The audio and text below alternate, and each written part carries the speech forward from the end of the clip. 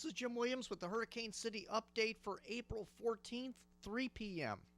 Well, I finally finished completing the updating of the ranking system at Hurricane City. What we do is take all cities in the Hurricane City database, which is at hurricanecity.com/cities, and there's 153 islands and cities in the database in the Atlantic Basin. And I take all of the cities and recalculate them after each hurricane season to indicate what areas get affected most by named storms. That includes hurricanes and tropical storms. I have a link on the front page of Hurricane City linking to this page, the rankings, and here it is. And you'll see the blue background here, and you can read a description about how this is done and why it's done and how far back. It goes all the way back to 1871. And what I've added this year compared to years past is a link here right at the top. You'll see the link right in this area here that says Hurricane Hits. Go ahead and click on that, and it'll take you to a page that I created showing what would happen if this was based on hurricane hits only. And I have the top areas that have had at least 20 hurricane landfalls since 1871, and Great Abaco Island is number one with 37 of them. And that means that hurricanes that have come within usually around 50 miles or so of the island or city and giving them hurricane force winds for at least a few hours. Grand Bahama Island falls in at number 2. Bermuda and Bimini are number 3. Cape Hatteras and Eleuthera Island are number 4, and on and on and on. You can go down the list by clicking on that link. Anyway, let's get back to the rankings page and show you we have quite a few new additions this year to the Hurricane City database. And the reason is because we've included extratropical storms as well as tropical storms, hurricanes, and even backdoor systems that have come up the East Coast that have been well inland. Some of them have large wind fields. Let me give you an example here. Here is two systems in history. One that is used based on the climatological averages, which is Hurricane Camille here, listed in 1969. And then you scroll down and we have Hurricane Katrina from 2005. Now, they almost look identical in the wind field sizes, but here's the difference. Hurricane Camille is perfectly symmetrical. Notice the red circle, which are the areas that indicate hurricane force winds. We're using the HurTrack program here, and you can animate every system in history to figure out what areas were affected. That was another reason we went ahead and did that this year, because of the amount of systems that not only have been recalculated by the Hurricane Research Division, but also using the HurTrack program, I could narrow it down to the exact wind fields, or at least climatological averages. Now, this is showing you a typical Category 4 hurricane and the size of it based on perfectly symmetrical circles. Inside the aqua circle, it would be considered a brush, and inside the red circle in here would be considered a hit. Now, if you go down and look at Katrina, it's a little bit different. The rings look about the same size, but let's look at the difference. Notice here in the red circle, there's a little bit of an indentation here in the southwest corner, which is typical. The southwest quad is usually the weakest quad of the hurricane. And, of course, the brush wind field is the same. It indents in the left side. So that's actual wind observations compared to past hurricanes where it's strictly symmetrical circles to indicate that's about what would have happened had this, based on what we know now, going back 40 or 50 years, that's about the size of what we would have expected, which is what we had with Camille. So that's basically how this is done, going back in history using range rings of past storms that are similar to what we see today, and that's how I've decided to break down the hits versus brushes.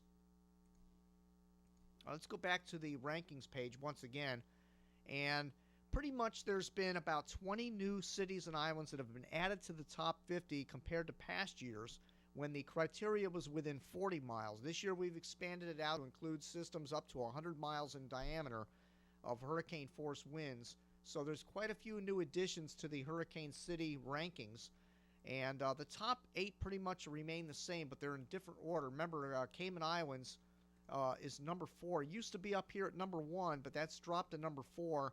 And Cape Hatteras is now the new most affected area in the Atlantic Basin based on extratropical storms and hurricanes, tropical storms, and backdoor systems. The hurricanes that come through the Hatteras usually are moving north or northeast away from the United States. The majority of the Cape Hatteras effects have been from systems coming through the Gulf of Mexico and cutting through Cape Hatteras on the way out to sea. So Cape Hatteras by far has the most effects. They've been affected 103 times since 1871, and that's an average of every 1.35 years a named storm comes through Cape Hatteras, North Carolina. Now, the new additions this year are Sable Island, Nova Scotia here at number 8. This is a very tiny little island located south of mainland Nova Scotia.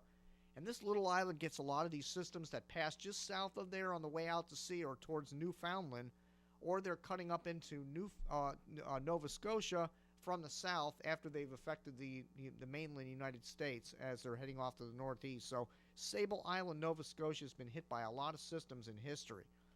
And then we go to some other systems that are cities that are new this year in the Hurricane City rankings. Number 14, Savannah, Georgia. Look at this. Every 1.99 years, this area is affected, believe it or not. Even though the past 10 to 15 years, Savannah, Georgia really hasn't been affected all that much by named storms. If you go back over 150 years, you'll see that the area does get affected quite frequently by systems crossing over from the Gulf of Mexico into the Atlantic. So Savannah, Georgia cracks the top 20 at number 14. Tarpon Springs here, number 16. That's also new to the list. Spring Hill, number 17. These are just north of Tampa. Tampa cracked the list this year in the top 20 at number 19. And again, the same thing applies. A lot of systems coming from the Gulf, crossing into the Atlantic, cutting through the state of Florida, as well as a lot of systems from the East Coast that are making that turn to the north while they're inland in Florida, and the western portions of the storms do affect Tampa as they're turning to the north. We have some other additions to the top 20 this year.